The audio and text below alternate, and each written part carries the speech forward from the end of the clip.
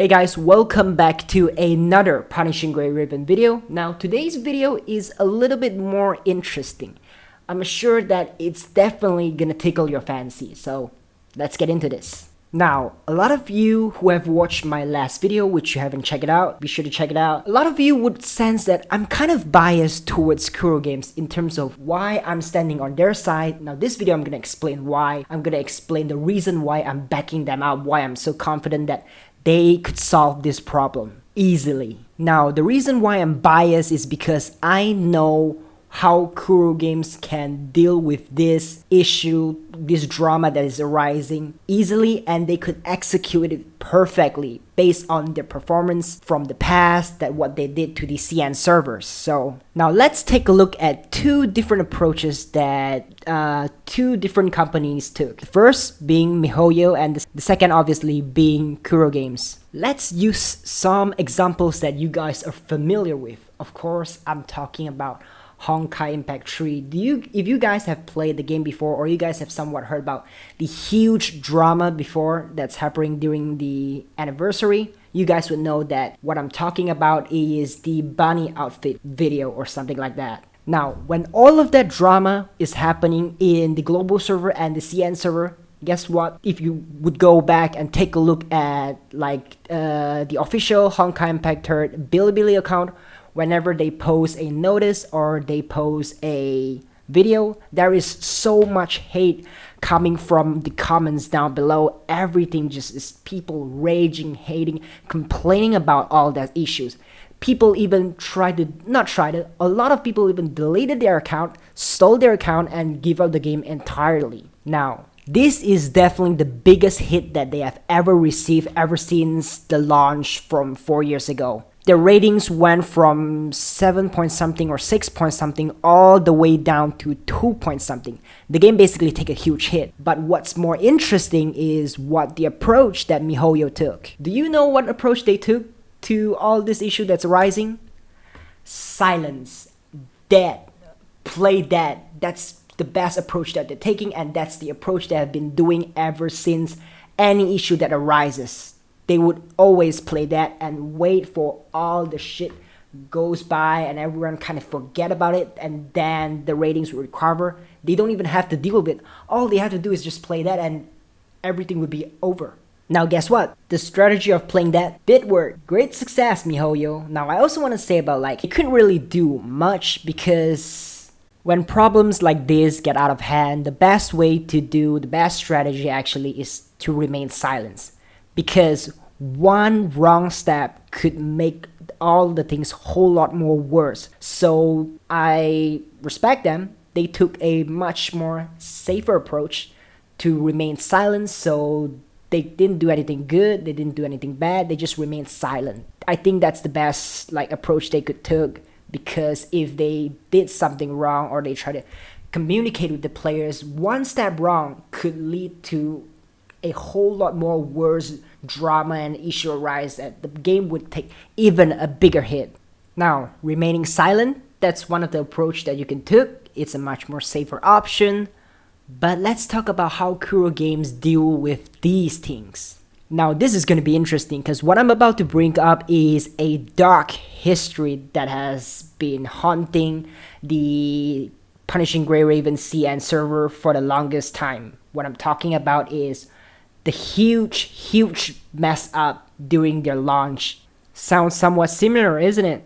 They messed up their first launch in the CN.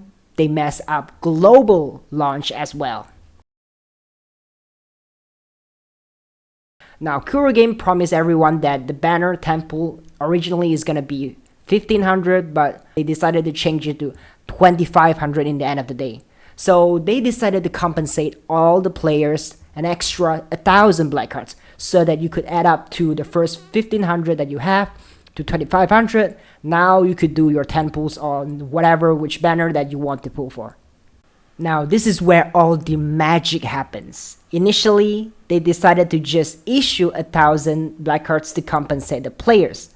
But maybe during that day, maybe they're too tired because of the launch and everything, or maybe Satan walks by them, they accidentally add an extra 0 to the 1,000 black cards that they plan to issue. So players end up getting 10,000 free black cards in their mailbox. Now obviously the players were cheering like, holy shit, this game is so generous, they give us free 10,000 black cards. We could legitimately like just get a new S-Construct doing the guarantee banner, which the beginner banner, just like how we got it, is 40 pulls. 10,000 black cards is enough to do the 40 pulls and get an S-Construct in the start of the game. Now this is not what they are originally planned for, this is just a mistake that they made. Now, as soon as the devs realize what's happening, they try to stop the problem from getting worse, but it's already getting out of hand. So they decided to shut down the server after a few hours of the game launched. Now, shutting down the server a few hours into the launch is really bad, because they've hyped up the game so much and all the players are so hyped and so gassed to play the game, and what you get is you got into the game an hour or two and all of a sudden the server is shut down. So what you're gonna do, the game that you have been waiting for months just happens, issue just arise like this. Of course you're gonna be upset. So during the period of the server being shutting down, they tried to retrieve the 10,000 black cards from the people who haven't used it yet as much as possible, but also there's also players who have already used it already. They tried to retrieve back that as well, and they did for only some portion of players by making their black cards go like balance goes into negative. So if your black cards balance goes into negative, then you know this account is pretty much useless, because from here onwards, no matter how much black cards you're coming in, it's almost like you're paying your debt off. You're offsetting all those 10,000 black cards that you're owning to the devs. Now they're only able to recover a small portion of loss that they're making, you know, kind of fixing the damage that they dealt. More importantly is because they shut down the server without any prior preparations, and the server was actually overloaded during the launch because too much players are coming in. They did not expect this much players to play their game. So these two issues, server overload plus shutting down the server without any prior preparations, causes data loss, a very severe data loss, I think. That's why they are unable to track a lot of players that have already used the 10,000 black cards. They can't retrieve them back because they don't know who used it already, who didn't use it. They couldn't just take 10,000 black cards away from all the players, because it would be unfair for those who actually didn't collect the 10,000 black card first. Because if they did, it's going to be super unfair for everyone.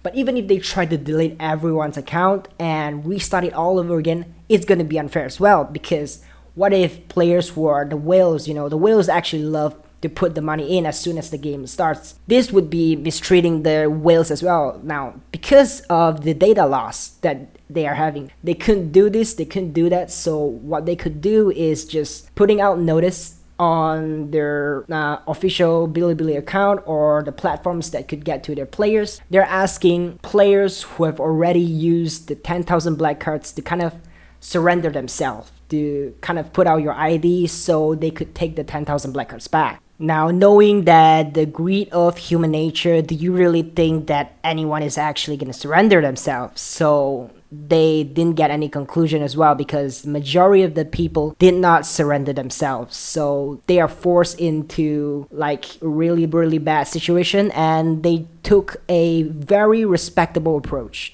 Now, the approach that they took was putting themselves onto a live stream to apologize to all the players because of all these issues that are arising during the launch. They put themselves out publicly to take criticism into them. It's a very respectable approach, because you have to be brave enough to put yourself out there after making such a huge mistake. Now, what happened during the live stream is they try to apologize, they try to put out the solutions that could solve the issues that's arising in the game. They try to compensate you guys. That is where our S-Construct selector comes from. Because they did such a huge mess up, they decide to compensate players with an S-Construct selector. So to be honest, if they haven't messed up during the CN server launch, today we probably wouldn't be getting an S-Rank selector.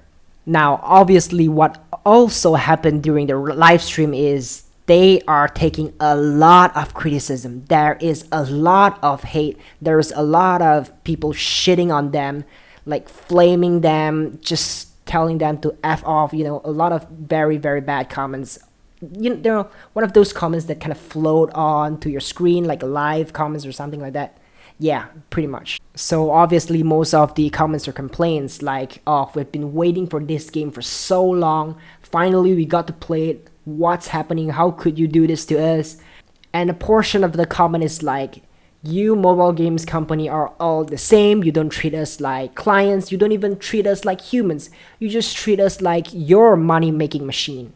Obviously, being the devs who is super stressed about the situation that's happening already, after he see one of these comments, he couldn't hold back. Like, he tried to hold back so much after seeing so much comments, but he just couldn't hold back that one time. Then he make a quote, which is the best quote of the game currently. He says that, because we treat you guys like humans, same like us, that is why we come out and do this live stream to explain everything, to apologize to you guys. And guess what? That quote become the biggest laughing joke of all time for the game. People are literally using that joke to complain about the game, to talk shit about the game from there onwards. But guess what? That didn't last long, because Kuro game actually make that statement into reality. Ever since the huge mass during the launch, they have gotten better and better since then. They have been compensating, they have been rewarding all the players with a lot of different like resource, maybe some black cards, maybe different skins also. Free skins, that's what you guys are concerned about apparently. And ever since then, the game has only gotten better and better. So they listen to every feedback that all the community or all the player base have to say.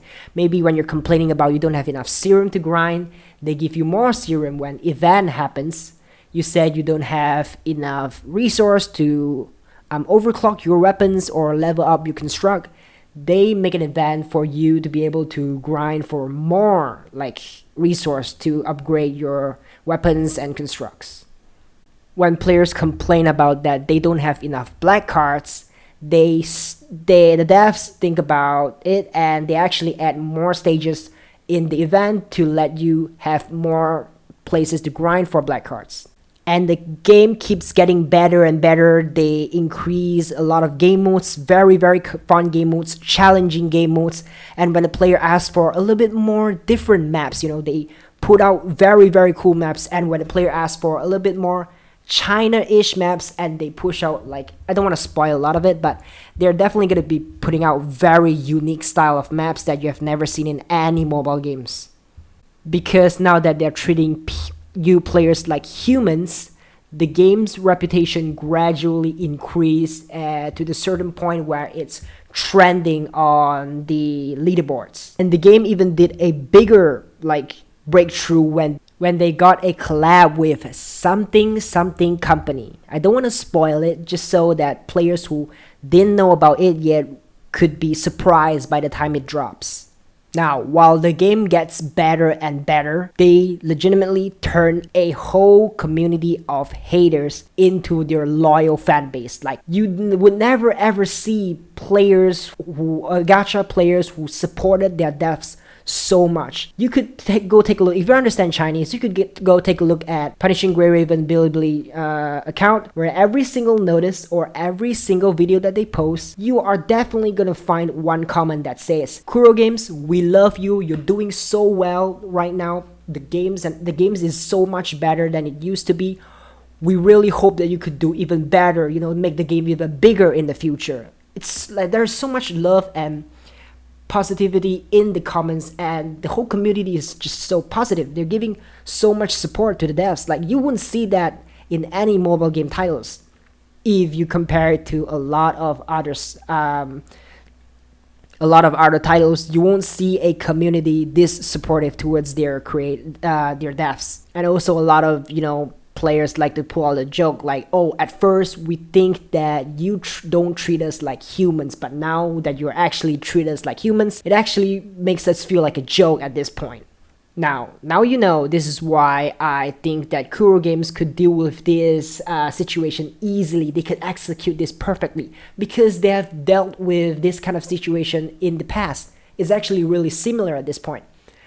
Only if the ones that are managing, the gods that are managing the CN server would take over our global server and manage it or treat us just like how they treat the CN server, then this game is just going to get better and better from here onwards. It's just going to be on the path to success. The game is going to get better, and the content that is coming in the future is just going to be a banger. But if they decide to throw all this stuff to a person or a bunch of people who doesn't know about the game to manage the global server, then I could say that the game is definitely not going anywhere. Hopefully that's not the case. So now, hopefully now you would know how Kuro games would deal with this kind of situations. So did you find the story interesting, or did you find the story entertaining as well? If it is, be sure to leave a thumbs up, because I did take a while to look up all of this, and it's kind of a grind. But if you want to see more Punishing Gray Ribbon videos,